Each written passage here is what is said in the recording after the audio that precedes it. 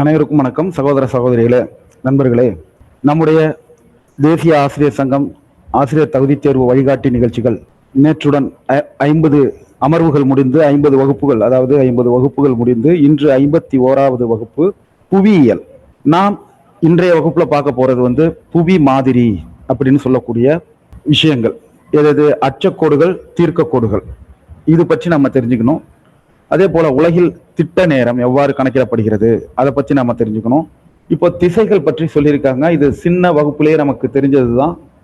கிழக்கு திசை நோக்கி நின்றோம் அப்படி என்றால் நம்முடைய வலதுபுறம் இருப்பது தெற்கு, இடதுபுறம் இருப்பது கிழக்கு, இடதுபுறம் இருப்பது வடக்கு, பின்புறம் இருப்பது மேற்கு. கிழக்கு திசை நோக்கி நிற்கிறோம், கற்பனை பண்ணிக்கங்க. இது அடிப்படை விஷயம்தான், எல்லாருக்கும் தெரிஞ்சது. இதை போய் சின்ன பிள்ளைக்கு சொல்ற மாதிரி சொல்றேனேன்னு நினைக்காதீங்க. அந்த நேரத்துல நாம இதை நினைவுபடுத்த வேண்டி இருக்கும். அப்போ இடது கை வடக்கு நோக்கி இருக்கும், வலது கை தெற்கு நோக்கி இருக்கும், நமக்கு பின்புறம் இருக்கக்கூடிய பகுதி மேற்கு. இதை நாம குறிப்பெடுத்துக்கிறோம். உங்களுக்கு தெரியுமா, பகுதியில ஒரு விஷயம் கொடுத்திருக்காங்க. புவி அப்படிங்கிறது 510.1 மில்லியன் சதுர கிலோமீட்டர் பரப்பளவை கொண்டது. இதை குறிப்பெடுத்துக்கிறோம். புவியினுடைய பரப்பு 510.1 மில்லியன் சதுர கிலோமீட்டர். இதை நம்ம குறிப்பெடுத்துக்கிறோம். சப்போஸ் இத கோடியில கேட்குறாங்க அப்படின்னா நமக்கு தெரியும் 51 கோடி சதுர கிலோமீட்டர். நம்ம ஏற்கனவே குளோப் அப்படிங்கிற ஒரு விஷயத்தை பத்தி கொடுத்துருக்காங்க. நாம புவி மாதிரி அப்படிங்கிறது தான் குளோப்னு சொல்றோம். புவி மாதிரி, அதுதான் குளோப். குளோப்பினுடைய தமிழ் அர்த்தம் புவி மாதிரி. புவியை நம்ம முழுமையாக பார்க்க முடியாது, விண்வெளியில தான் போய் பார்க்க முடியும். அதனால அதை முழுமையா அதனுடைய அமைப்புகளை உணர்வதும் சிறப்பு அம்சங்களை தெரிந்து கொள்ளவும் புவியை போன்று கற்பனையாக முப்பரிமாணத்தில் ஒரு குறிப்பிட்ட அளவீட்டில் உருவாக்கப்பட்டதே புவி மாதிரி. இதை நம்ம குறிப்பெடுத்துக்கிறோம். புவியை போன்று கற்பனையாக முப்பரிமாணத்தில் குறிப்பிட்ட அளவையில். இந்த அளவைங்கிறது நமக்கு தெரியும். 1:1 லட்சம், 1:1000 அப்படி நம்ம கொடுப்போம். 1 சென்டிமீட்டர் ஈக்குவல் 1000 கிலோமீட்டர் அப்படின்லாம் நம்ம அந்த வரைபடங்கள்ல குறிப்பிட்டிருப்பாங்க. அதே தான், அந்த அடிப்படையில தான் இந்த புவி மாதிரியும் உருவாக்கப்பட்டிருக்கும், குளோப். இதை நம்ம நினைவில் கொண்டுருவோம். ஓகே, அடுத்தது நம்ம ஆங்கில வகுப்புல இதை நம்ம பார்த்தோம். புவி வடிவம் அப்படின்னா என்ன? புவி வடிவம்ங்கிறது ஜியாய்டு. இது கோள வடிவமாக இருந்தாலும் கூட புவியின் வடிவத்தை எந்த வடிவியல் உருவத்துடனும் ஒப்பிட முடியாதுங்கிற குறிப்பை நம்ம குறிப்பெடுத்துக்கிறோம். மனசுல வச்சுக்கிறோம். இதெல்லாம் எழுத வேண்டாம், மனசுல வச்சுக்கிறோம். புவி வடிவம் ஜியாய்டு, இதை மட்டும் நம்ம குறிப்பெடுத்துப்போம். இப்போ நம்ம ஒரு மனித ஹியூமனுடைய வடிவத்தை ஹியூமனாய்டு அப்படின்னு சொல்றோம் இல்லையா? ரோபோக்கெல்லாம் மனித வடிவில் உள்ள ரோபோக்கள் ஹியூமனாய்டு ரோபோக்கள். ஹியூமன் வடிவத்தில் உள்ளது ஹியூமனாய்டு. அதே போல புவி வடிவத்துல உள்ளதுனால இதுக்கு புவி வடிவம்னே பேர். அத ஆங்கிலத்துல ஜியாய்டு அப்படின்னு சொல்றாங்க. இந்த புவி வடிவம் எப்படி இருக்கும்? ஒரு ஆப்பிள் மாதிரி இருக்கும், கோலமா தான் இருக்கும். ஆனா மேலையும் கொஞ்சம் உள்ளடங்கி இருக்கும், தட்டையா இருக்கும். கீழே அடிப்பகுதியிலும் கொஞ்சம் தட்டையா இருக்கும். அதே போல புவி தன்னுடைய அச்சில் 23 டிகிரி சாய்ந்த நிலையில் மேற்கில் இருந்து கிழக்காக தன்னைத்தானே சுற்றி கொண்டு சூரியனையும் சுற்றி வருகிறது. இது நமக்கு தெரியும். இந்த சாய்ந்த நிலைக்கு ஒரு அச்சு அப்படின்னு சொல்லி நம்ம குளோப்ல மாட்டியிருக்கோம். உண்மையிலேயே இது ஒரு கற்பனை தான். இப்படி ஒரு உண்மையான அச்சுங்கிறது கிடையாது அப்படிங்கிற சொல்லியிருக்காங்க. முதலாக புவி மாதிரியை உருவாக்கியவர் கிரேக்கர்கள். எப்போ? கிபி, அதாவது பொது ஆண்டு 150ல கிரேக்கர்கள் உருவாக்கினாங்க. புவி மாதிரியை முதலாக உருவாக்கியவர்கள் பொது ஆண்டு 150ல கிரேக்கர்கள். குறிப்பெடுத்துக்கிறோம். அதே போல இந்திய வானியல் அறிஞர் முதலாம் ஆரியபட்டர் அவர்கள் எழுதிய ஆரியபட்ட சித்தாந்தம் அப்படிங்கிற நூல்ல, ஆரியபட்டர் எழுதின நூல் முதலாம் ஆரியபட்டர், ஆரியபட்ட சித்தாந்தம் நூலின் பெயர். விண்மீன்கள் வானில் மேற்கு புறமாக நகர்வது போன்ற தோற்றம் புவி தன்னைத்தானே சுற்றி கொண்டு தன்னுடைய அச்சியில் சுழல்வதால் ஏற்படுகிற விளைவு அப்படின்னு அவங்க குறிப்பிட்டிருக்காங்க. இப்போ முக்கியமான விஷயம் இதுதான். ஏன்னா இந்த பாடத்தை நம்ம ஏன் எடுக்கிறோம்? புவியியல்ல 6வதுல 2 டேர்ம் இருக்கு, அதை விட்டுட்டோம். 3வது டேர்ம்ல இதுக்கு முன்னாடி ஒரு யூனிட் இருக்கு, அதை விட்டுட்டோம். இது 6ஆம் வகுப்பு 3ஆம் பருவம். அதுல 2வது பாடமான இந்த புவி மாதிரி அப்படிங்கிற ஒரு புவி வடிவம் அப்படிங்கிற ஒரு தலைப்பை நம்ம ஏன் எடுக்கிறோம் அப்படின்னா, இதுல உள்ள முக்கியமான விஷயங்கள் நிலநடுக்கோடு, அட்சரேகை, தீர்க்கரேகை, இவை உள்ளிட்ட விஷயங்கள். அச்சக்கோடு, தீர்க்கக்கோடு. அப்ப இந்த அச்சக்கோடு தீர்க்கக்கோடுனா என்ன, இது முழுக்க நமக்கு தெரிஞ்சுக்கணும். ஏன்னா இதை தெரிஞ்சாதான் இனி வரும் வகுப்புகளில் நாம ரொம்ப தெள்ள தெளிவா அந்த ஒரு நாடு, அதனுடைய அமைவிடம், இதன் மீது நாம கவனம் செலுத்த முடியும். ஆக இந்த வகுப்பு ரொம்ப முக்கியமானது. அதுல எல்லோருமே நம்ம கவனம் செலுத்துவோம் அப்படின்னு நம்புறேன். கொஞ்சம் நோட்ஸ் தேவைப்படுற இடத்துல எடுத்துக்கோங்க. இப்போ 90 டிகிரி வடக்கு, 90 டிகிரி தெற்கு, 0 டிகிரி நிலநடுக்கோடு. இப்ப இதை பார்த்தா நமக்கு எதுவுமே புரியாது, என்னது அப்படிங்கிறது. அதுக்கு கீழே விளக்கம் கொடுத்துருக்காங்க. இதை நம்ம பார்க்கறதுக்கு முன்னாடி முதல்ல இந்த தாலமிங்கிறவர் தான் அச்ச தீர்க்க கோடுகளை வளைந்தவர். கிரேக்க ரோமானிய கணித வல்லுனர், வான் ஆய்வாளர், புவியியல் ஆய்வாளர் தாலமி. அவர் நில வரைபடத்துல அச்ச தீர்க்க ரேகை கோடுகளை வரைந்தவர், தீர்க்க கோடுகளை வரைந்தவர். இவருடைய ஜியாகிரபியாங்கிற புத்தகம், இதை நம்ம ஏற்கனவே சொல்லியிருக்கோம், இதை குறிப்பெடுத்துக்குங்க. தாலமி அவர்களுடைய ஜியோகிராபியாங்கிற புத்தகத்தை குறிப்பெடுத்துக்கோங்க. அதுல புவியினுடைய அளவு, மேற்பரப்பு குறித்த விவரங்கள், அச்சக்கோடுகள், தீர்க்க கோடுகள், இதை அடிப்படையா வச்சு அமைந்த பல இடங்களை பற்றி அவங்க கொடுத்துருக்காங்க. ஓகே, அச்சக்கோடுகள் அப்படின்னா என்ன? அச்சக்கோடுகள்னா புவியின் மீது கிழக்கிலிருந்து மேற்காக கிடைமட்டமாக வரையப்பட்டுள்ள கற்பனை கோடு. இப்போ இந்த ஆங்கிற எழுத்தை பார்க்கிறோம். இந்த ஆவுல நடுவுல என்ன வருது, ஒரு கிடைமட்டமா ஒரு கோடு வருதா?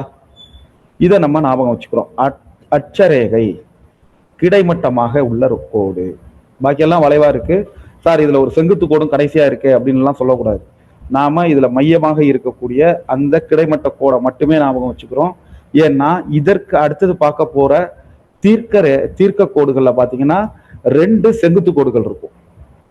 அப்போ தீர்க்க கோடுகள்ங்கிறது நம்ம ஒரு தா எழுதுறோம், தீ எழுதுறோம் அப்படின்னா முதல்ல மேலிருந்து கீழாக ஒரு செங்குத்தாக ஒரு கோடு போடுவோம், அடுத்தது கிடைமட்டமா போடுவோம், அதுக்கடுத்தது செங்குத்தா ஒரு பெரிய கோடு போடுவோம். அப்போ முதல்ல என்ன கோடு போடுறோம்? செங்குத்தா ஒரு கோடு போடுறோம். அப்போ மேலிருந்து கீழாக இருப்பது தீர்க்க கோடு. அச்சக்கோடு ஒரு கிடைமட்டமாக ஒரு நீண்ட கோடு இருக்கு ஆங்கிற வடிவத்துல. இதை நாம ஞாபகம் வச்சுட்டோம். ஒண்ணு தீர்க்க கோடுனா ஏற்கனவே நம்ம சொல்லியிருக்கோம்ல, பைபோலார், அதாவது 2 எதிர்கருத்துக்கள் இருக்கு அப்படின்னா அதுல ஒன்ன தெளிவா ஞாபகம் வச்சுக்கோங்க. தீர்க்க கோடுன்னா செங்குத்து கோடு. இதை ஞாபகம் வச்சுக்கிட்டீங்கன்னா அச்சக்கோடுன்னா கிடைமட்ட கோடுங்கிறது உங்களுக்கு இயல்பா ஞாபகம் இருக்கணும். ஸோ ஏதாவது ஒண்ணுல கவனம் செலுத்துங்க. தீர்க்க கோடு செங்குத்தா இருக்கும். இப்போ அச்சக்கோடுனா என்னன்னு பார்க்கிறோம். அச்சக்கோடு புவியினுடைய மையத்துல 0 டிகிரி அச்சக்கோடு நிலநடுக்கோடு. இந்த கொடுத்துருக்காங்க இல்லையா, 0 டிகிரி கோடு, இது அச்சக்கோடு. இது அச்சக்கோடு. இதுல ஆரம்பிச்சு ஒவ்வொரு டிகிரியா அச்சக்கோடுகள் போயிட்டே இருக்கும். அச்சக்கோடுகள் கிழக்கிலிருந்து மேற்கு நோக்கி போயிட்டே இருக்கும். இதை நம்ம ஞாபகம் வச்சுக்கிறோம். அதே போல ஒவ்வொரு அச்சக்கோட்டுக்கும் இடைப்பட்ட தூரம் இணையான கோடுகளா இருக்கும். ஒவ்வொரு அச்சக்கோட்டுக்கும் இடைப்பட்ட தூரம் 111 கிலோமீட்டர். இதை குறிப்பெடுத்துக்கிறோம். அப்போ புவி மையத்துல 0 டிகிரி அச்சக்கோடு, அதுதான் நிலநடுக்கோடு. இதுதான் அச்சக்கோடுகளின் தொடக்கம். இந்த கோட்டிலிருந்து வடக்கு நோக்கி 90 டிகிரி வரலையும் போகும். அதாவது இப்போ இந்த இடத்துல இருக்குன்னா 0 டிகிரி இருக்குன்னா இதுல இருந்து அடுத்த கோடு 1 டிகிரி, அடுத்தது 2வது டிகிரி, 3வது டிகிரின்னு இப்படி 90 டிகிரி வரலையும் ஒவ்வொரு கோடுகள் இருக்கும். அதே போல இந்த பக்கம் கீழ்ப்பக்கம், அதாவது தெற்கு பகுதி, இது வடபகுதி, புவியினுடைய வடபகுதி. இது தென்பகுதி. தென்பகுதியில 0ல ஆரம்பிச்சு 90 வரலையும் 90 தெற்கு. அப்போ 1 தெற்கு, 2 தெற்கு, 2 டிகிரி தெற்குன்னு வந்தா அது ஒரு அச்சக்கோடு. நம்ம புரிஞ்சுப்போம். புரிஞ்சுதுங்களா? ஒரு நிலநடுக்கோடு 0 டிகிரிங்கிறது நிலநடுக்கோடு, இது நமக்கு தெரிஞ்சிடும், இது ஞாபகம் வச்சுக்கிறோம். அச்சக்கோடு 1 டிகிரி வடக்கு அப்படின்னு இருந்தா அதுவும் அச்சக்கோடு தான். எப்படி? 1 டிகிரி வடக்குங்கிறது நிலநடுக்கோடுக்கு வடக்கே கிழக்கிலிருந்து மேற்காக வரையப்பட்ட கிடைமட்ட கோடு, அச்சக்கோடு. இந்த இதுலதான் இருக்கும், இப்படி இப்படி போறதுதான். ஏன்னா மையத்திலிருந்து வடக்கு நோக்கி போற கோடு வந்து இப்படி இப்படி இருக்காது. இந்த இங்க கொடுக்கப்பட்டிருக்க கிடைமட்ட கோடுகளாக தான் இருக்கும். இதை ஞாபகத்துல வச்சுக்கிறோம். அப்போ 0 டிகிரி நிலநடுக்கோடு அச்சக்கோடு, 0 டிகிரி அச்சக்கோடு தான் நிலநடுக்கோடு. அதன் மேலே 1 டிகிரி 2 டிகிரின்னு போயிட்டு இருக்கும். 1 டிகிரி வடக்குன்னா அந்த நிலநடுக்கோட்டுக்கு மேலே இருக்கக்கூடிய அச்சக்கோடுன்னு அர்த்தம். 1 டிகிரி தெற்குன்னா நிலநடுக்கோட்டுக்கு கீழே இருக்கக்கூடிய, அதாவது தெற்கு பகுதியில் இருக்கக்கூடிய அச்சக்கோடுன்னு அர்த்தம். இப்ப எல்லாருக்கும் கிளியரா இருக்கீங்களா? ஏதாவது டவுட் இருந்தா ஹேண்ட் ரைஸ் பண்ணுங்க. மீண்டும் ஒரு வாட்டி கன்க்ளூட் பண்ணிடுறேன். நிலநடுக்கோடுங்கிறது ஒரு அச்சக்கோடு 0 டிகிரி. அதற்கு மேலே போக போக 1 டிகிரியில ஆரம்பிச்சு 90 டிகிரி வரலையும் போகும். இதற்கு அந்த டிகிரியை கொடுத்து வடக்கு அப்படின்னு குறிச்சிருப்பாங்க. இது எல்லாமே அச்சக்கோடு, வடக்கு அச்சரேகை. அதே போல 0 டிகிரியில ஆரம்பிச்சு தெற்கு நோக்கி வரக்கூடிய கோடுகளுக்கு, கிடைமட்டமாக வரக்கூடிய கோடுகளுக்கு 0 டிகிரி தெற்கு அப்படின்னு குறிச்சிருப்பாங்க. 0 டிகிரி தெற்குன்னு கொடுத்திருந்தாலே அது ஒரு அச்சக்கோடு, கிடைமட்டமாக போகக்கூடிய கோடுங்கிறத நாம நினைவில் வச்சுக்கணும். ஓகே, இப்போ வடக்கு மற்றும் தெற்கு நோக்கி செல்ல சொல்ல அச்சக்கோடுகளின் நீளம் குறைந்து கொண்டே செல்லும். ஏன்னா புவி வடிவம் ஜிவாய்டு வடிவம் இல்லையா? அப்போ இப்போ 0 டிகிரி நிலநடுக்கோடு நீண்டதாக இருக்கும். 0 டிகிரி நிலநடுக்கோடு நீண்டதாக இருக்கும். ஆனா இங்க இருக்கக்கூடிய 88ங்கிறது ரொம்ப குறுகலான பகுதியாக இருக்கும், குறுகிய தூரமாக இருக்கும். இந்த 90 டிகிரி வடக்குங்கிறது நீளமே இல்லாம ஒரு புள்ளியாக கூட இருக்கும். ஒரு இடத்தை குறிக்கக்கூடிய, ஒரு புள்ளியை குறிக்கக்கூடிய இடமா இருக்கும். அது ஒரு கோட்டு பகுதியா இருக்காது, ஒரு புள்ளியாக இருக்கும். அதே போலதான் இங்கேயும் நிலநடுக்கோடு நீண்ட கோடாக இருக்கும். இந்த 80 இப்ப 10 வந்து 0வை விட 10 சின்னதா இருக்கும், 10 விட 20 தூரம் கம்மியா இருக்கும், 20 விட 30 கம்மியா இருக்கும். இப்படி குறைஞ்சிக்கிட்டே போய் 80 விட குறைவாக 90 டிகிரி என்பது ஒரு புள்ளியாக தான் குறிப்பிடப்படும். இதை நம்ம ஞாபகம் வச்சுக்கிறோம். ஏற்கனவே 111 டிகிரி வித்தியாசம்னு சொன்னீங்களே, அது என்ன? இது 2 அச்சக்கோடுகளுக்கு இடையேயான வித்தியாசம். 2 அச்சக்கோடு இருக்கும். 0 டிகிரிக்கும் 1 டிகிரிக்கும் நடுவுல இருக்கக்கூடிய தூரம் 111 கிலோமீட்டர். ஞாபகம் வச்சுக்கிறோம். இந்த 2 டிகிரிக்கும் இருக்கக்கூடிய வித்தியாசம். இப்போ அதே போல இது வந்து 1 டிகிரி, இது 2 டிகிரினா இதுக்கு இடைப்பட்ட தூரம் 111 கிலோமீட்டர். இது வந்து 89 டிகிரி தெற்கு அச்சக்கோடுன்னா இந்த புள்ளி 90 டிகிரி தெற்குன்னா இது ரெண்டுக்கும் இடைப்பட்ட தூரம் 111 கிலோமீட்டரா இருக்கும். இதை நம்ம ஞாபகம் வச்சுக்கிறோம். ஓகே, 90 டிகிரி வடக்கு 90 டிகிரி தெற்கு, இது ரெண்டுமே கோடாக இல்லாமல் புள்ளியாக காணப்படுகின்றன. இது கோடு கிடையாது. ஏன்னா உச்சியில வந்து ஒரு புள்ளி தான் இருக்கும், அதை நம்ம கோடிட்டு காட்ட முடியாது. சார் அப்ப மேப்ல கோடு போடுறாங்களே, மேப்புங்கிறது ஒரு 3D வடிவத்தை 2Dல காட்ட முயற்சி பண்ணி அதை ஒரு சதுர வடிவில் சமமா பிரிச்சு பெருக்கி கொடுத்துருக்காங்க. உண்மையிலேயே மேப்ல இருக்கிறது மாதிரி உண்மையிலேயே நாடுகள் இல்லை. அதை நம்ம கவனத்துல வச்சுக்கிறோம். மேப்புங்கிறது ஒரு கோள வடிவம், ஜியாய்டு வடிவம், புவிக்கோள வடிவத்தை ஒரு சதுர வடிவத்துக்கு மாற்றும் போது ஏற்படக்கூடிய இடைவெளிகளை அவங்க இழுத்து வச்சு அதை சரி பண்ணி வச்சிருக்காங்க. உண்மையிலேயே கிரீன்லாந்து அந்த சைஸ்ல பெருசா கிடையாது. உண்மையிலேயே ஆஸ்திரேலியா அந்த அளவுக்கு சின்னதும் கிடையாது. மேப்ல உள்ளபடி அந்த வித்தியாசம் இருக்கும். இந்தியா ஒப்பீட்டளவுல கொஞ்சம் பெருசா இருக்கும், மேப்ல உள்ளதுக்கும் நமக்கும் பெருசா இருக்கும். அப்படிங்கிற விஷயங்களை நம்ம கவனத்துல வச்சுப்போம். நிலநடுக்கோட்டிலிருந்து வடதுரபுரம் வட அரைக்கோளத்துல கிடைமட்டமாக வரையப்பட்டுள்ள அச்சக்கோடுகள் வட அச்சக்கோடுகள், லாட்டிடியூட்ஸ். அச்சக்கோடுகளுக்கு ஆங்கிலத்துல லாட்டிடியூட்ஸ் ஞாபகம் வச்சுக்கிறோம். அடுத்தது தென் அச்சக்கோடுகள் சதர்ன் லாட்டிடியூட்ஸ். மொத்தம் எத்தனை அச்சக்கோடுகள் இருக்கு இதை குறிப்பெடுத்துக்கிறோம். வட அரைக்கோளத்துல 89 அச்சக்கோடுகள், தென் அரைக்கோளத்துல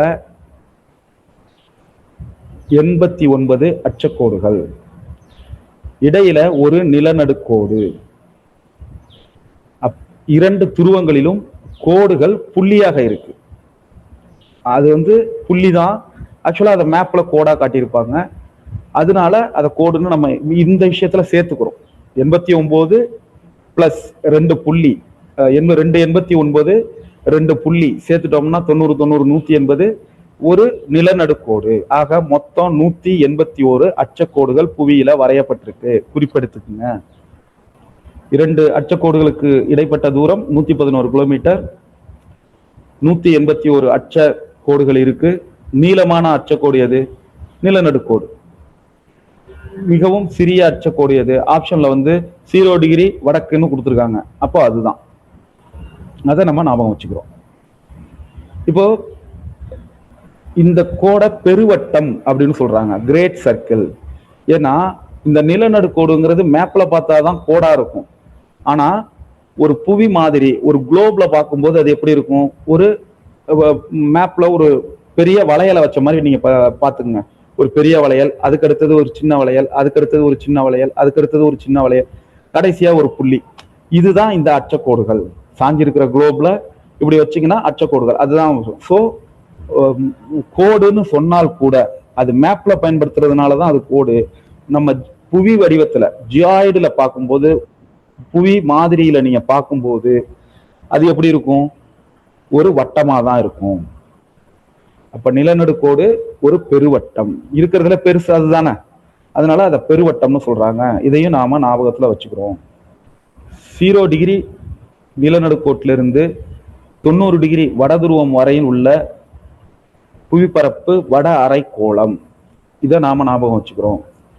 இந்த நிலநடுக்கோட்டுக்கு மேல் பகுதி இது அச்சக்கோடுகளின் அடிப்படையிலானது. இதை எது பண்றோம்? வட அரைக்கோளம்னு ஞாபகம் வச்சுக்கிறோம். இந்த 90 டிகிரி வடக்கு, வடதுருவம்னு கொடுத்துருக்காங்க. வடக்கு அப்படின்னா அது ஒரு அச்சக்கோடுன்னு அர்த்தம். அதே போல தென் அரைக்கோளம் நமக்கு தெரியும். இப்ப கிழக்கிலிருந்து மேற்காக வரக்கூடிய நிலநடுக்கோட்டுல அங்க தொடங்கி தெற்குல இருக்கக்கூடிய 90 டிகிரி தெற்கு அப்படிங்கிற அச்சக்கோடு வரை, நிலநடுக்கோடுங்கிற அச்சக்கோட்டுல ஆரம்பிச்சு, நிலநடுக்கோடுங்கிற 0 டிகிரி அச்சக்கோட்டுல ஆரம்பிச்சு 1 2 3 4 அப்படியே ஆரம்பிச்சு 90 டிகிரியாக குறைந்து முடியக்கூடிய ஒரு புள்ளியாக முடியக்கூடிய 0 டிகிரி தெற்கு அப்படிங்கிற அச்சக்கோடு வரை உள்ள பகுதி தென் அரைக்கோளம், சதர்ன் ஹெமிஸ்பியர். இதை நம்ம ஞாபகம் வச்சுக்கிறோம். இந்த அரைக்கோள அடிப்படையில தான் ஒரு நாடு எந்த அரைக்கோளத்துல இருக்கு, அதாவது வட அரைக்கோளத்துல இருக்கா, தென் அரைக்கோளத்துல புவி இருக்கா அப்படிங்கிறத தெரிஞ்சுக்கிறோம். அதாவது நிலநடுக்கோட்டுக்கு வடக்கே இருக்கா, தெற்கே இருக்கா அப்படிங்கிறத முடிவு பண்றோம். ஓகே. இப்போ அச்சக்கோடுகள் கொடுத்துருக்காங்க. இந்த இதுல பாத்தீங்கன்னா இந்த நடுவுல உள்ள, நாம கையை வச்சு சுழற்றுறது உங்களுக்கு கர்சர் வச்சிருக்கு தெரியும். இதை கவனத்துல எடுத்துக்காதீங்க. இதை எடுத்துக்கிட்டீங்கன்னா உங்களுக்கு தீர்க்க கோடுகள் பார்க்கும்போது ஒரு சின்ன குழப்பம் ஏற்படும். ஆனா இதை நம்ம நார்மலா புரிஞ்சுக்கோங்க. இந்த விளிம்புகளை புரிஞ்சுக்கோங்க. இந்த விளிம்புகள் இந்த 90 டிகிரி 75 டிகிரி, அதுக்கு இந்த கோடுகளை கணக்கில் வச்சுக்காதீங்க. இந்த கோடுகளை விட்டுருங்க. இதை பார்த்தீங்கன்னா உங்களுக்கு ஒரு வடிவம் கிடைச்சிரும். 0 டிகிரியில் ஆரம்பிச்சு 15 30 45 60 75 90 தென்னச்ச கோடுகள். அதே போல 0 டிகிரியில் ஆரம்பிச்சு 90 டிகிரி வரலையும் போறது வட அச்சக்கோடுகள். ஓகே. முக்கிய அச்சக்கோடுகள் எது? நமக்கு தெரியும், புவி தன்னுடைய அச்சுல 23 டிகிரி சாய்ந்து தன்னைத்தானே சுற்றி கொண்டு சூரியனையும் சுற்றி வருகிறது. அப்போ அந்த சூரிய கதிர்கள் படும் கோணத்தின் அடிப்படையில சில கோடுகள் முக்கிய இடம் பெறுகின்றன. எது பாருங்க. 0 டிகிரி வடக்கு 90 டிகிரி, அது நமக்கு தெரியும். 90 டிகிரி வடக்கு அச்சக்கோடு, 90 டிகிரி தெற்கு, இது ரெண்டும் வந்துட போகுது. அதே போல ஆர்டிக் மேல இருக்கிறது ஆர்டிக் வட்டம் 66.5 டிகிரி. இதை குறிப்பெடுத்துக்கோங்க. 90 டிகிரி அடுத்தது 66.5 டிகிரி ஆர்டிக் வட்டம். அதுக்கு அடுத்தது 23 டிகிரி, 0ல இருந்து 23 டிகிரியில இருக்கிறது கடகரேகை.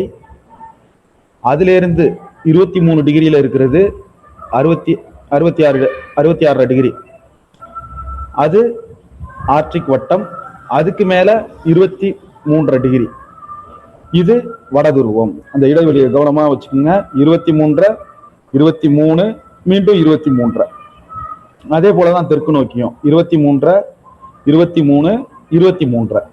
அப்போ எதுக்காக 0, 23, 66, 90 இதை நம்ம குறிப்பெடுத்துக்கிறோம். மேல இருக்கிறது ஆர்டிக் பகுதி, அதனால ஆர்டிக் வட்டம். கீழே இருக்கிறது அண்டார்டிகா பகுதி, அண்டார்டிக் பகுதி, அதனால அண்டார்டிக் வட்டம். இது நமக்கு தெரிஞ்சிடும்.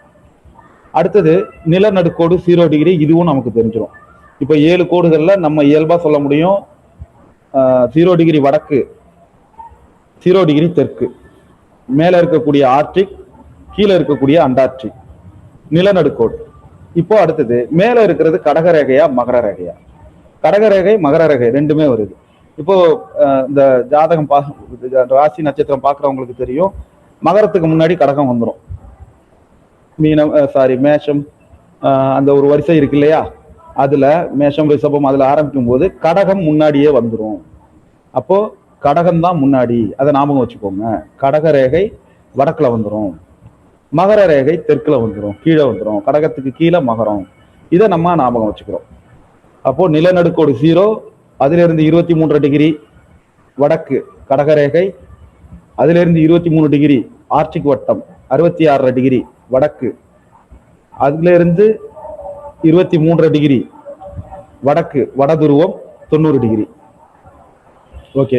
அதே போல தெற்குல நிலநடுக்கோட்டுக்கு அடுத்தது மகர ரேகை 23 டிகிரி தெற்கு, அதுக்கு அடுத்தது 66 டிகிரி தெற்குல அண்டார்டிக் வட்டம், அடுத்தது 90 டிகிரியில தென் துருவம். இந்த 7 கோடுகள் நாம நினைவில் கொள்வோம். ஏன் நினைவில் கொள்ளணும்? ஏன்னா இதுக்கு அடுத்து வரக்கூடிய நம்ம மேப்பிங் எல்லாத்துலயுமே இந்த கோடுகள் முக்கியத்துவம் பெறுகிறது. கடகரேகை, மகர ரேகை, வடதுருவம், தென் துருவம், நிலநடுக்கோடு. இது இல்லாம நீங்க மேப்பிங் அப்படிங்கிறதுல சாத்தியம் இல்லை. மேப்ல நீங்க கவனம் செலுத்துறது. சார் மேப்புங்கிறீங்களா, மேப்ல இருந்து கேள்வி வருமா, நமக்கு தான் மேப் கொடுக்க மாட்டாங்களே அப்படின்னு நினைக்காதீங்க. போன வாட்டி எங்களுக்கு கேட்டிருந்தாங்க, இந்த நாட்டுக்கும் இந்த நாட்டுக்கும் நடுவுல இருக்கக்கூடிய ஜலசந்திக்கு பேர் என்ன அப்படின்னு கேட்டிருந்தாங்க. அது நம்ம மேப்ல தான் குறிப்போம்னு நினைச்சிருந்தோம், அதனால அதை ஆப்ஷன்ல விட்டுட்டு போயிடலாங்கிற ஒரு நம்பிக்கை இருந்தோம். ஆனா இப்படி கேட்கிறாங்க, இந்த கடலுக்கும் இந்த கடலுக்கும் இருக்கக்கூடிய அந்த நீரிணைப்பின் பெயர் என்ன அப்படின்னு கேட்டா நம்ம அதுல நம்ம திண்டாடுற நிலை வந்துடும். அதனால 0 டிகிரி முதல் 0 டிகிரி அச்சக்கோடு, அதுல இருந்து 23 டிகிரி வடக்கு மற்றும் தெற்கு பகுதியில் வளையப்பட்டுள்ள அச்சக்கோடுகள் தாழ் அச்சக்கோடுகள், லோ லேட்டிடியூட்ஸ். 0 டிகிரி அச்சக்கோடுல ஆரம்பிச்சு 23 டிகிரி இது வடக்கு மற்றும் தெற்கு பகுதியில் வரையப்பட்டிருக்கக்கூடியது தாழ் அச்சக்கோடு, லோ லேட்டிடியூட்ஸ். இத ரெண்டு பக்கத்துக்குமே லோ லேட்டிடியூட்ஸ் தான். இதை நம்ம கவனத்துல வச்சுக்கிறோம். அடுத்தது 23 டிகிரி வடக்கு முதல் 66 டிகிரி வடக்கு வரையிலையும், அதே போல கீழே 23 டிகிரி தெற்கு முதல் 66 டிகிரி தெற்கு வரையிலும் உள்ள கோடுகளுக்கு வரையப்பட்டுள்ள அச்சக்கோடுகள் மத்திய அச்சக்கோடுகள், மிடில் லேட்டிடியூட்ஸ். இதை நாம நினைவில் வச்சுப்போம், குறிப்பெடுத்துப்போம். Low latitudes, middle latitudes. அடுத்தது என்ன வரும், நம்ம எல்ஓடி, எம்ஓடி, ஹெச்ஓடி சொல்லுவோம் இல்லையா, அதே தான். 66 டிகிரி வடக்கு முதல் 90 டிகிரி வடக்கு வரையிலையும், 66 டிகிரி தெற்கு முதல் 90 டிகிரி தெற்கு வரையிலையும் உள்ளது உயர் அச்சக்கோடுகள், உயர் அச்சக்கோடுகள். இதை நாம நினைவில் வச்சுக்கிறோம். ஓகே. அப்போ சூரிய கதிர்கள் பூமி மேல விழும்போது எல்லா இடத்துலையும் சமமா விழுகிறது இல்லை. நிலநடுக்கோட்டு பகுதியில செங்குத்தா விழுகுது, துருவம் நோக்கி செல்ல செல்ல சாய்ந்த நிலையில விழுகுது. இதனால புவி முழுவதுமாக சீரான வெப்பநிலை இருப்பது இல்லை.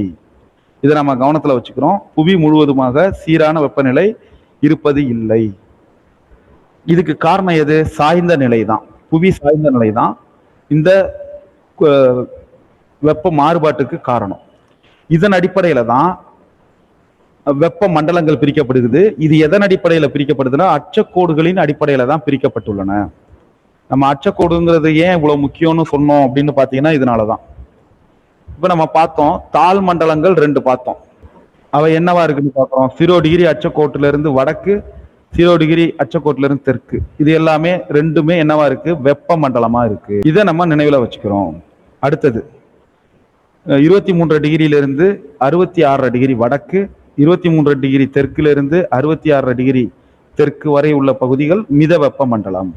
அப்போ நிலநடுக்கோட்டுக்கு மேலையும் கீழையும் அடுத்து இருக்கக்கூடிய பகுதிகள் வெப்பமண்டலம். வெப்பமண்டலம் இந்த வெப்பம் மேல மேல வெப்பமண்டலத்தை தாண்டினா மித வெப்பமண்டலம், மித வெப்பமண்டலத்தை தாண்டினா குளிர்மண்டலம்.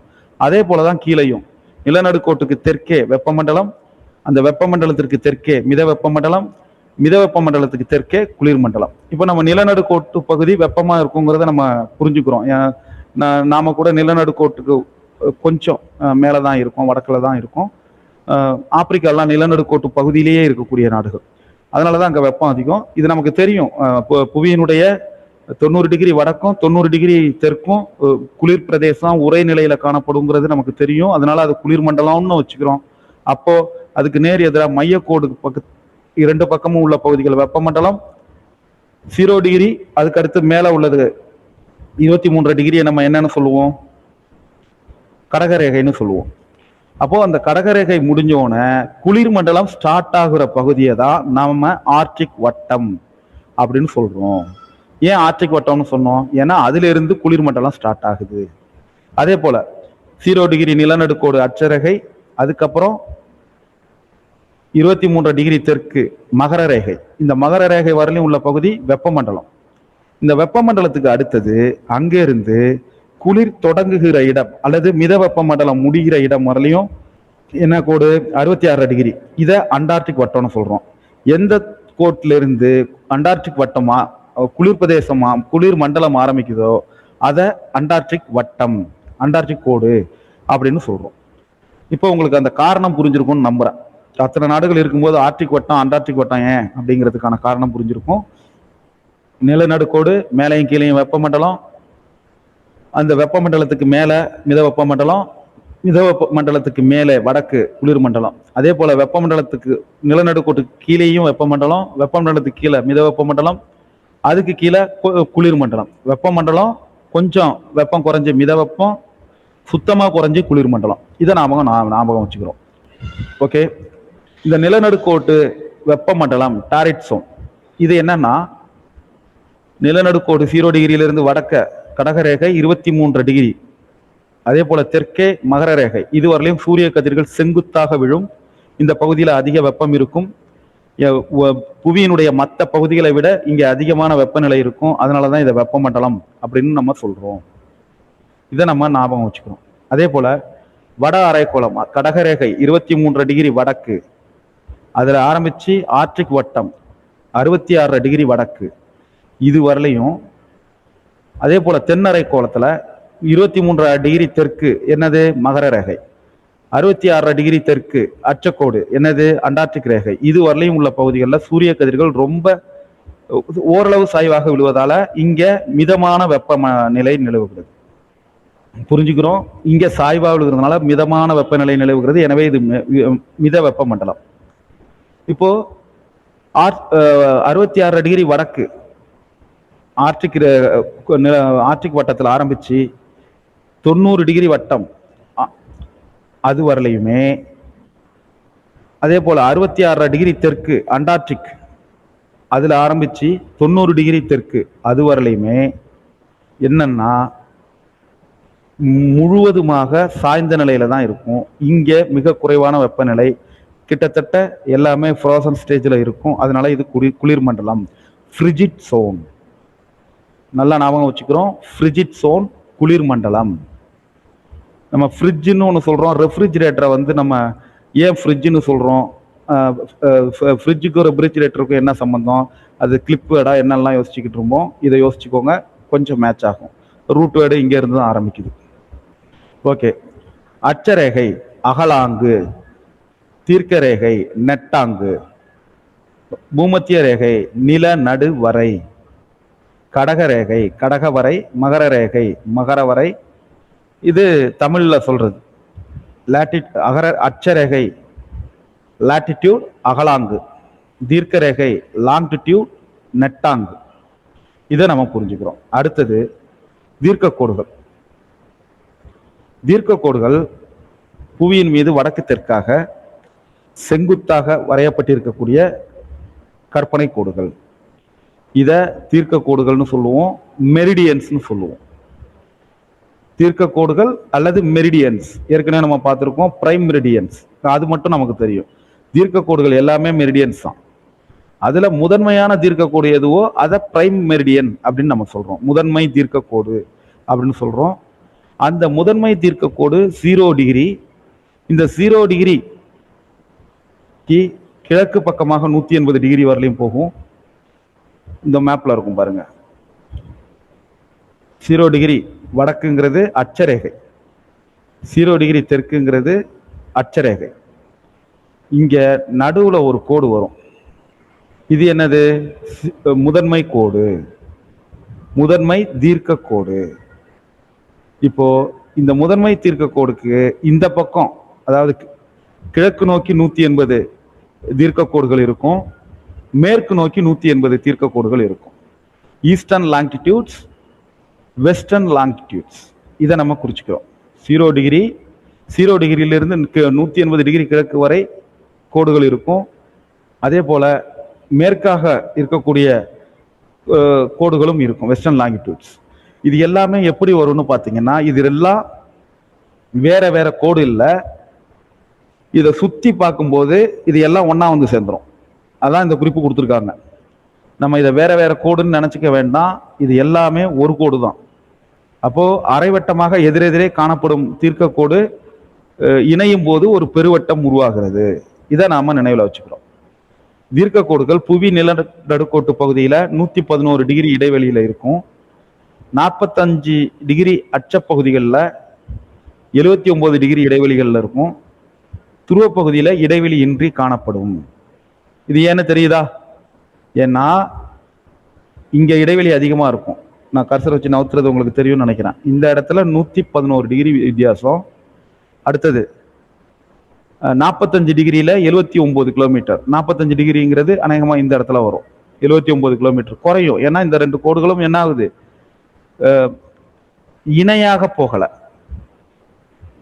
இப்ப அச்சக்கோடுகள் இணையாக போகும்.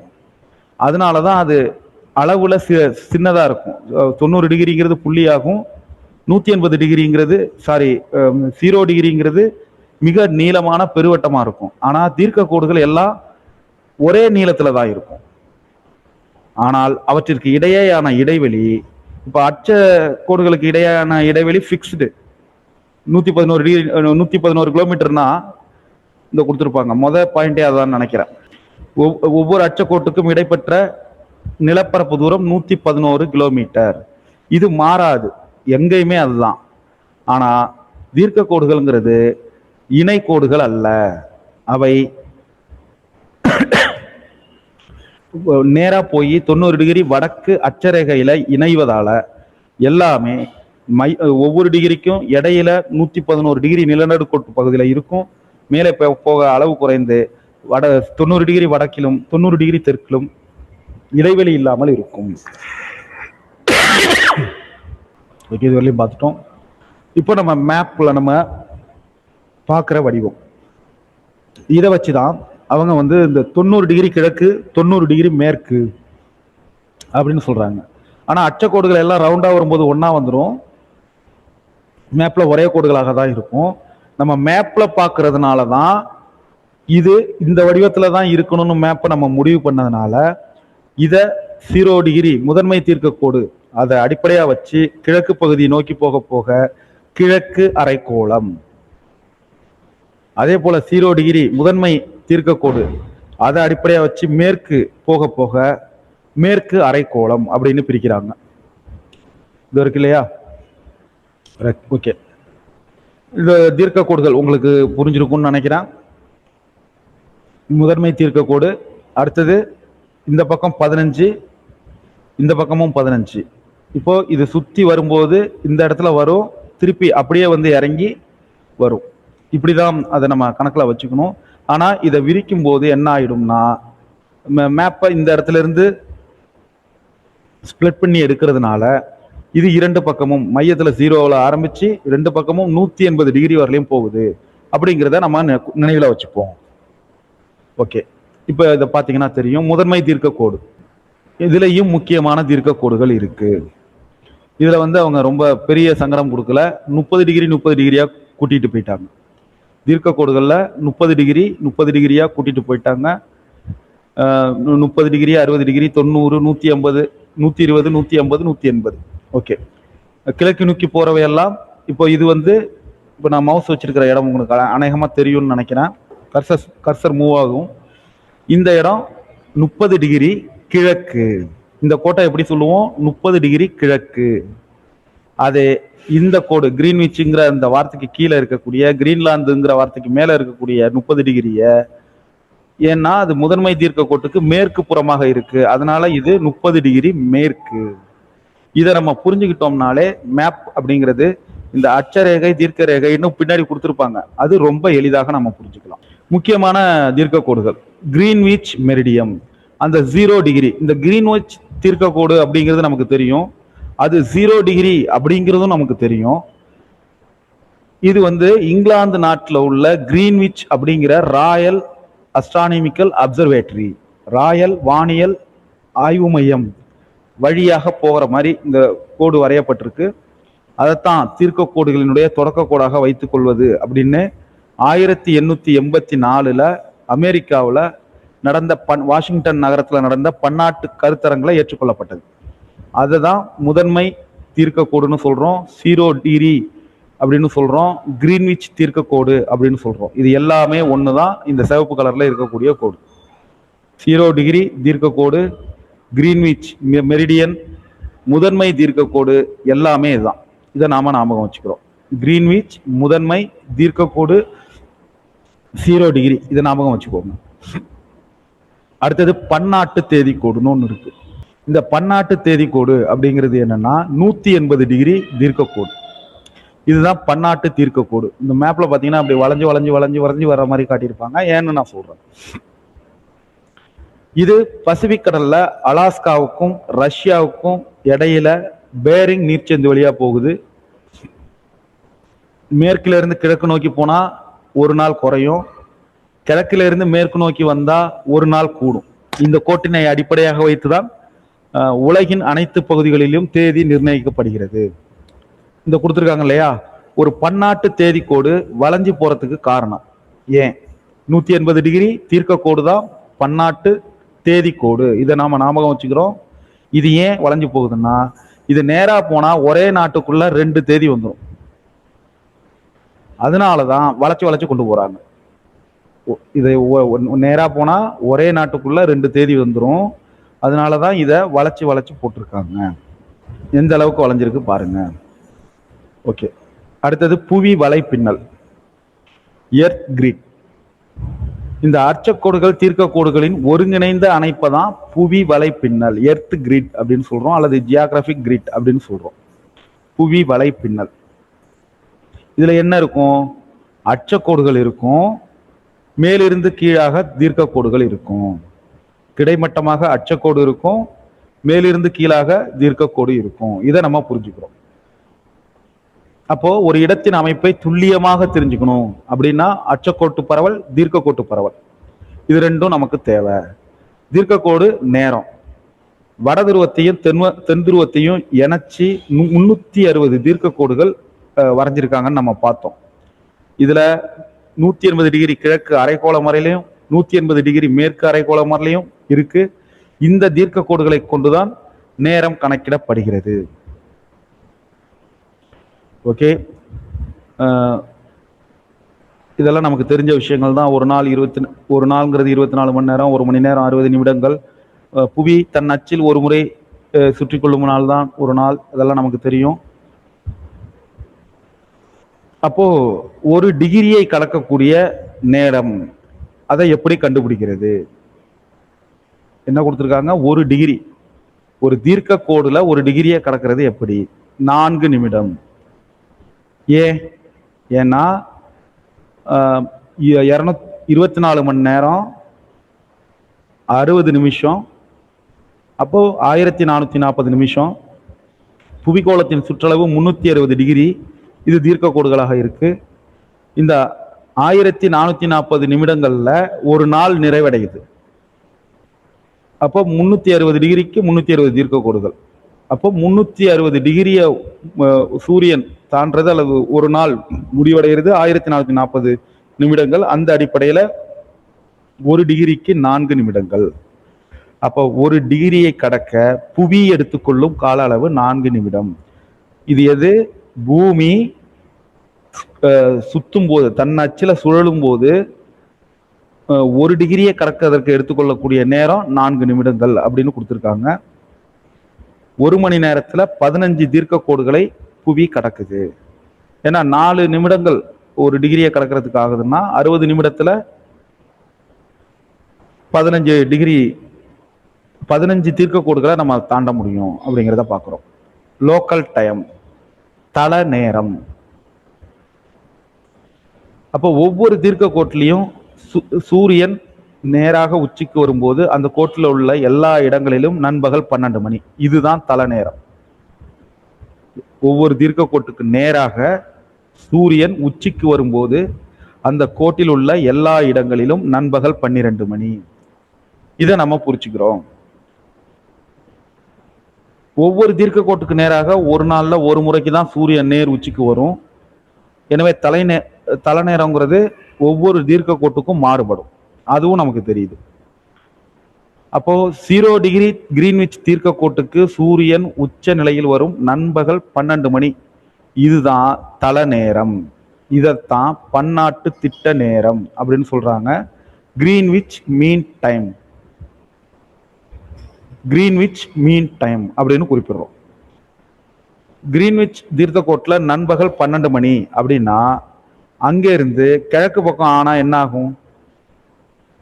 பிற்பகல். ஏன்னா அதை விட கூடுதலா நேரம் ஆயிருக்கும். அது 12 மணியை விட கூட போயிருக்கும். ஒரு டிகிரி பகையில 4 நிமிஷம். அப்போ தீர்க்க கோடு ஒரு டிகிரி தீர்க்கம் கிழக்கு அப்படின்னா அந்த இடத்துல 4 நிமிஷம் தாண்டி இருக்குங்கிறத நம்ம புரிஞ்சுக்கிறோம். அதே போல மேற்கு தீர்க்கம்னா அதுக்கு 12 மணி ஆகிறதுக்கு இன்னும் 4 நிமிஷம் இருக்கு. நான் தீர்க்க நடுக்கோட்டில் 12 மணின்னா 0 டிகிரி. அது 0 டிகிரி கிழக்குல என்ன இருக்கும்? ஏற்கனவே அதை தாண்டி தான் சூரியன் வந்திருக்கும் உச்சிக்கு. எதுக்கு? தீர்க்க கோட்டுக்கு 1 டிகிரியை தாண்டி தான் இங்க வந்திருக்கும். இங்க சரியா உச்சியில இருக்கும்போது 1 டிகிரியில சூரியன் 12 உச்சியில இருக்கிறது 12 மணி நேரம்னு சொல்லிட்டோம். அப்போ 1 டிகிரியில 4 நிமிஷம் தாண்டிட்டு அப்போ 12:04.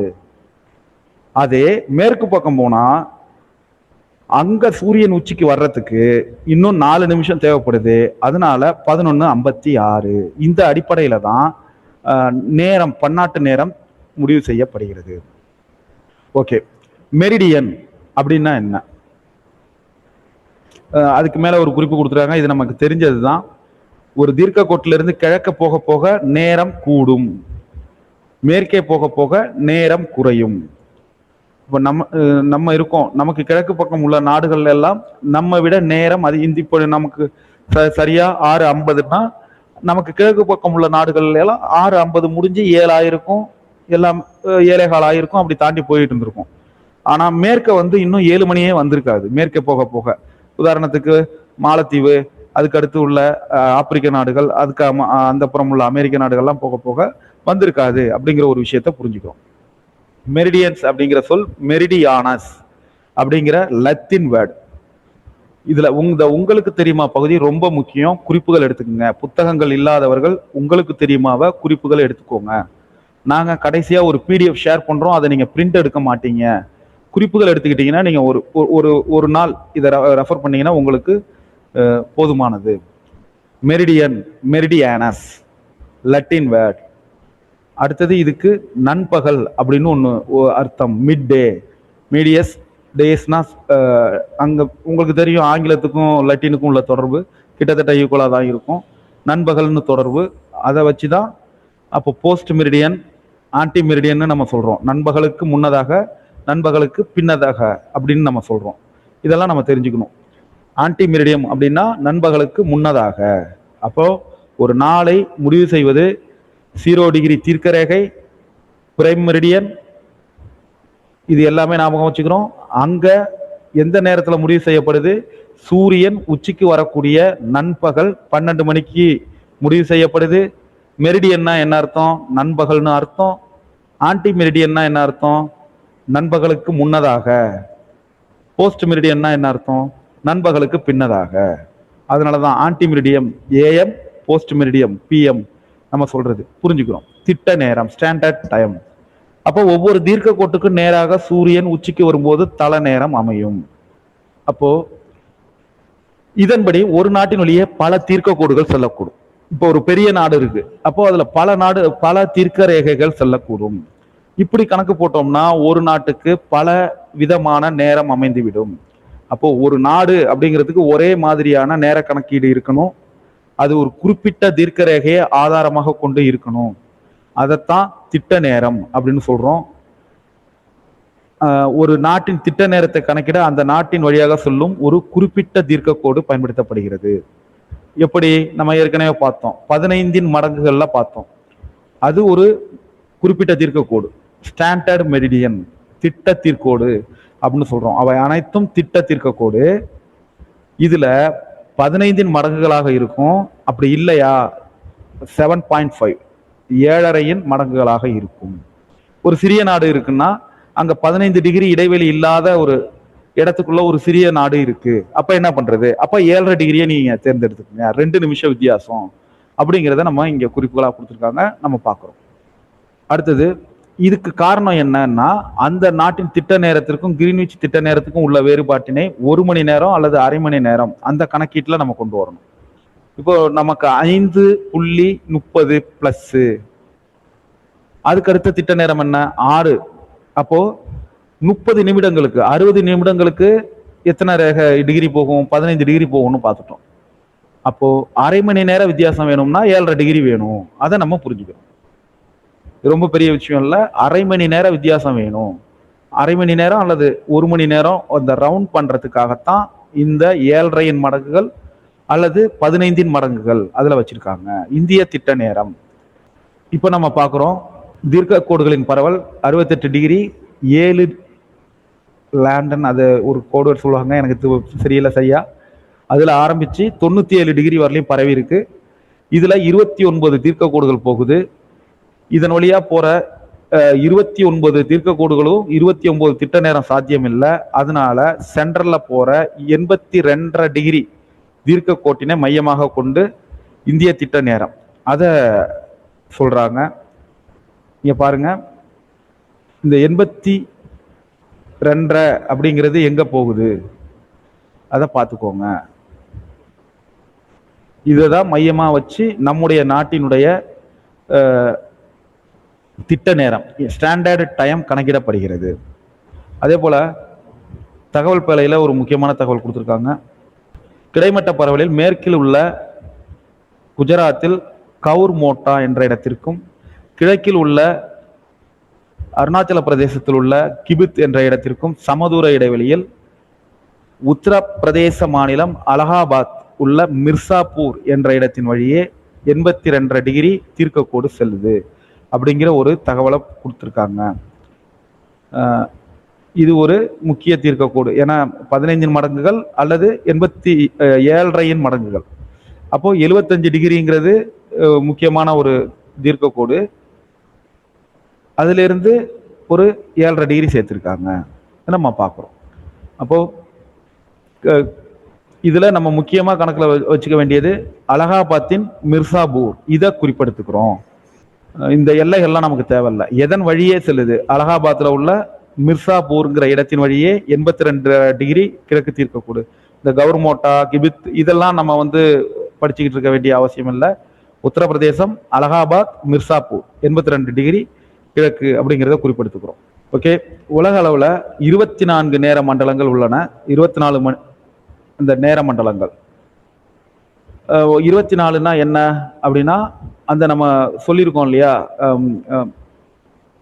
பிளஸ் 12 -12 இதை சேர்த்து தான்.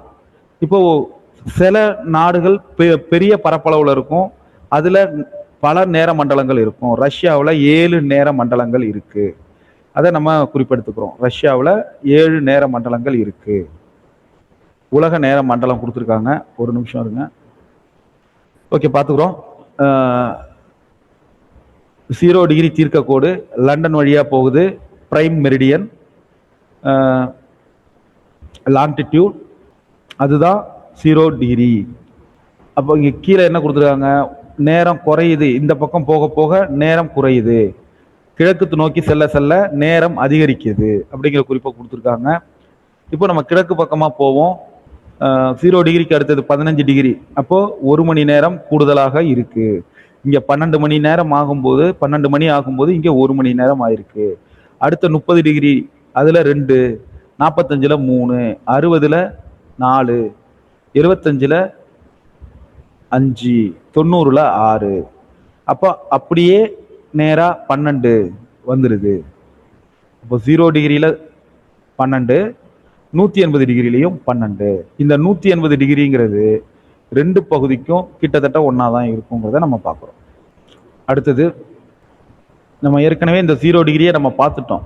அந்த டயத்தை ஃபிக்ஸ் பண்ற கோடு இதுதான் அப்படிங்கிறத நம்ம பார்த்துட்டோம். இதுல தான் ஸ்டார்டிங் ஆகிற டைம், அதாவது 12 மணி அப்படிங்கிறது. ஆனால் இதை மையமாக வச்சிருக்கிறது எங்கன்னா லண்டன்ல இருக்கக்கூடிய முதன்மை தீர்க்கக்கோளை அடிப்படையாக வச்சு இங்கே உச்சிக்கு வரும்போது தான் 12 மணின்னு வச்சுக்கிட்டு கிழக்கிலிருந்து மேற்கு நோக்கி ஒரு திட்ட நேரம் வச்சிருக்காங்க அப்படிங்கிற தகவலை நம்ம பார்க்குறோம். நம்ம இந்திய பகுதி 5.5 மணி நேரம் ப்ளஸ்ல இருக்கு. அதே ரஷ்யாவில் பார்த்தீங்கன்னா எத்தனை மண்டலங்கள் சொல்லியிருந்தோம்?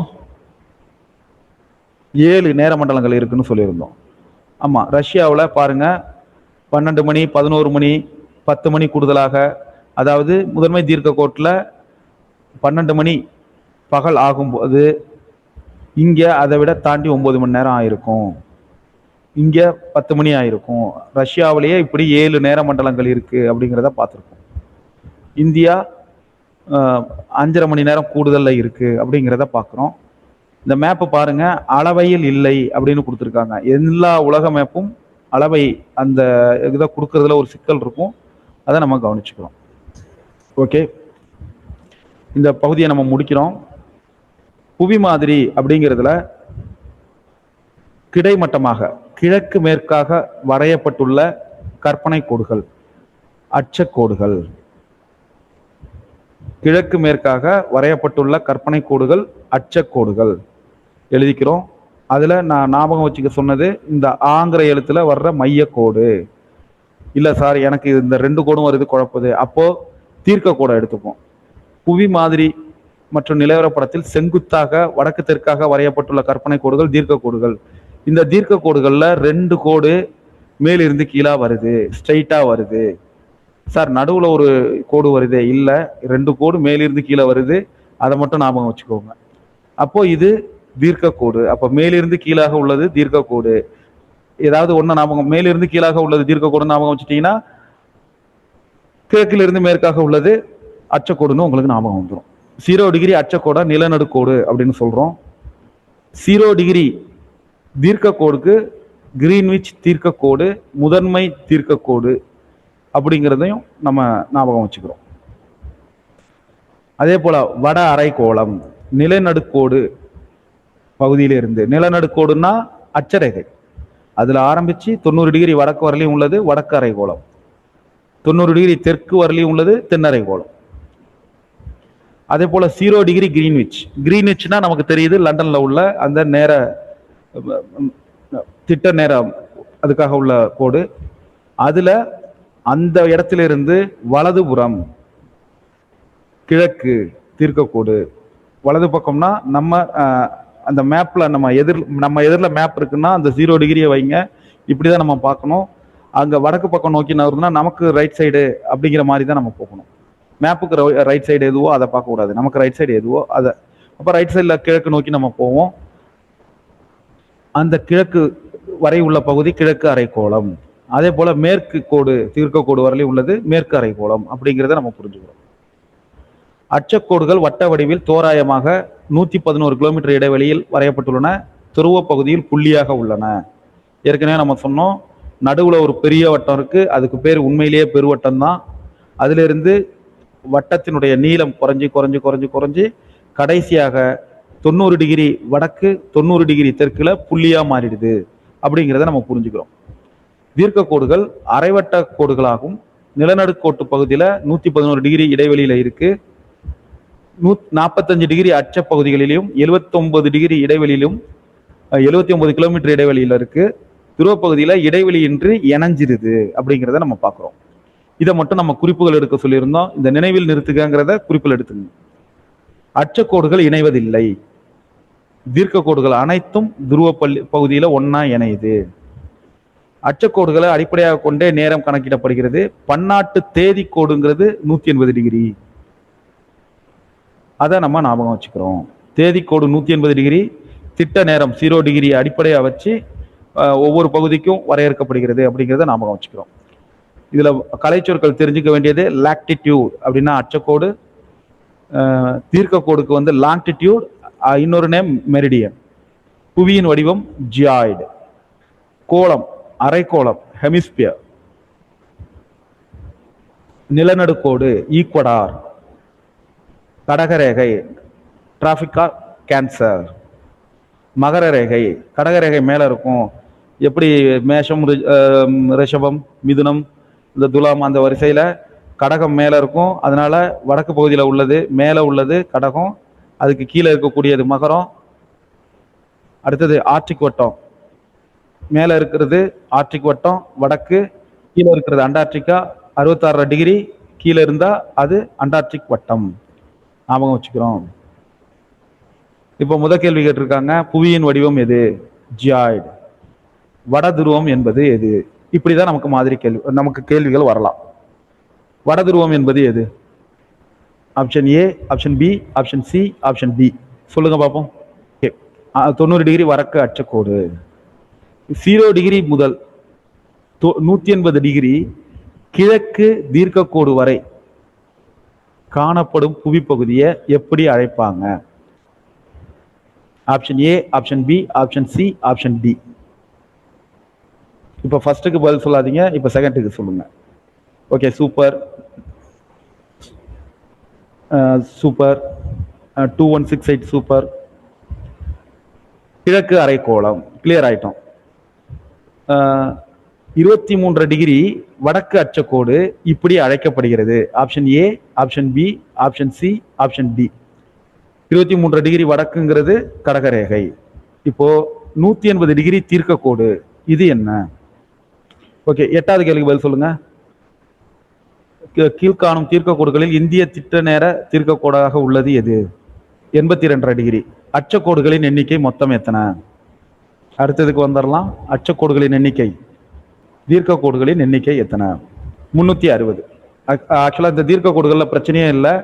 0ல ஆரம்பிச்சு இந்த பக்கமும் 180, இந்த பக்கமும் 180 போறாங்க. ஓகே, பெருவட்டம் எனும் அழைக்கப்படும் அச்சக்கோடு எத்தனை டிகிரி? இப்போ முத கேள்விக்கு சொல்லிட்டீங்கன்னு நினைக்கிறேன். பெருவட்டம் என அழைக்கப்படும் அச்சக்கோடு எத்தனை டிகிரி? 0. கிளியரா இருக்கீங்க? ஓகே, இதுக்கு மேல இதுல நேரம் செலுத்த தேவையில்லைன்னு நினைக்கிறேன். முக்கியமான பகுதிகள் எல்லாமே நம்ம பார்த்தாச்சு. கொஞ்சம் முக்கியமான பகுதி அப்படிங்கிறதுனால தான் இதுல கொஞ்சம் நேரம் கொடுத்தோம். கொஞ்சம் ஸ்லோவாக தான் போனேன். சில பேர் நினைச்சிருக்கலாம், என்ன சார் வந்து இதை ஒரே விஷயத்தை இத்தனை வாட்டி சொல்லிட்டு இருக்காங்கன்னு நினைச்சிருக்கலாம். இது அத்தனையும் முக்கியமான பகுதிகள், எல்லோருக்குமே அடிப்படையான பகுதிகள். இதுல நம்ம கிளியர் ஆயிட்டோம்னா அடுத்தடுத்த வகுப்புகள்ல ரொம்ப சீக்கிரமா போயிடலாம் அப்படிங்கிறத நம்ம பார்க்குறோம். ஒரு நாடு எங்க இருக்குங்கிறத எப்படி குறிப்பிடுறது அப்படிங்கிறத பத்தின ஒரு விஷயம் கொடுத்துருக்காங்க. எக்ஸ் அச்சு ஒய் அச்சு அப்படின்னு நம்ம சொல்லுவோம் இல்லையா, அது மாதிரி தான். ஆனா அங்க வந்து பிளஸ் மைனஸ்ன்னு சொல்லுவோம். இங்க எப்படின்னா பிளஸ் எல்லாம் அங்க வந்து நம்ம பிளஸ்ன்னு சொல்றத இங்க கிழக்குன்னு சொல்லுவோம். ஒய்ஹெச்சில் சொல்றத வடக்குன்னு சொல்லுவோம். இங்க எக்ஸ்ல வந்து மைனஸ்ல சொல்றத மேற்குன்னு சொல்லுவோம், ஒய்ல சொல்றத தெற்குன்னு சொல்லுவோம். அவ்வளவுதான் வித்தியாசம். ஓகே, இந்த பாடம் முழுமையாக முடிச்சாச்சு. நன்றி.